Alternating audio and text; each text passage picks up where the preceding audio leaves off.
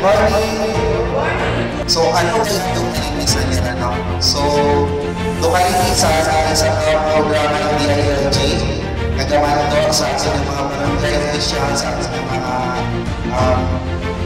pumuyo o encourage na magpang-review sa ating tipo, sa ating sarayan sa ating komunidad. We are told from each other and every of you here today, united in one common goal to create a cleaner, and more sustainable community.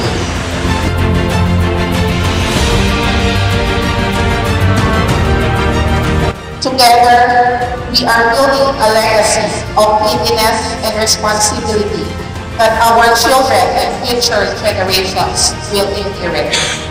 To our volunteers, to inyong oras at energy na gitaon mo makaroon ay bumunyama sa acts of service. But sa powerful statements, ipagpalangga natin sa aton na komunidad. That small, collective actions kaparehas ko aton makaroon ng ginaniwan na clean up can create a ripple effect of a positive change.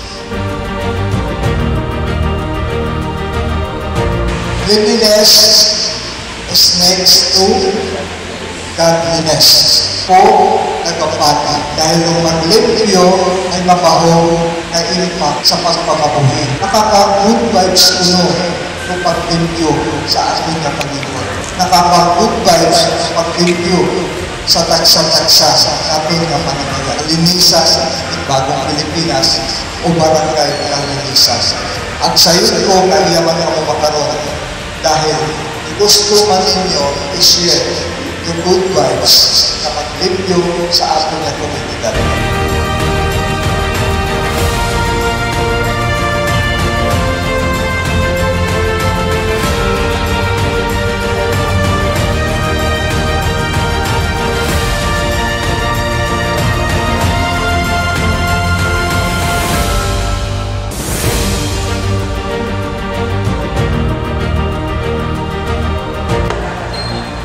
Para sa isang bagong Pilipinas at para sa susunod na henerasyon. Kayo ay nakakaasa sa aking pagpipisa sa programang kalinisan ng bawat bayanihan ng mga kayo. So, coming together is a beginning. Keeping together is a progress. And working together is a success. So, punta ko ating effort, iyan ang lesson ay mag-our beautiful effect para sa mas mayayag na sa limpyo at mas healthy at panuwag ng business. So, ako salamat at tayo